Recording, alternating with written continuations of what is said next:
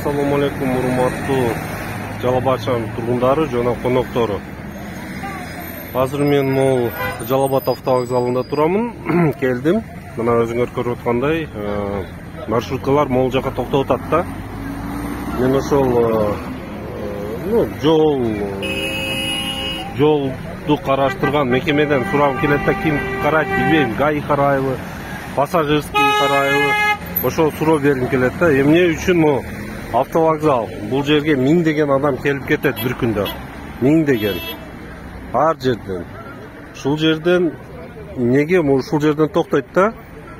Неге бул жерде остановка жок? Остановка. О, тигинде бар остановка. Тигинде круговойдон 50 метр нары. Эми башка жактан келген, шаар жактан, өтө жактан келгендер, мисалы ошол жерден түшүп 100 метрде эми колунда жүк бүк же жаш балдар болсо кандай келет? Мен оюмча мына автовокзалды тушууга бир остановка керек. Мына дагы бир машина келип токтоду. Себеби мажбур токтошко. Ошого мэрияга кайрылат элем, бир задание берсе, ушул тушта эле бир остановка жасап берсе шаардыктар үчүн. Могу шаарга бул жакта дали шаарга кетебиз дегендер, о тигинде бар остановка менимче.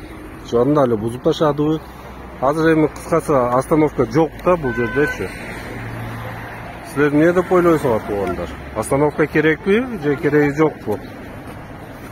Мындай таксилер менен мисалы жолго эле туруп, мында мына маршруткалар жолго эле токтоп, высадка кылып атат да.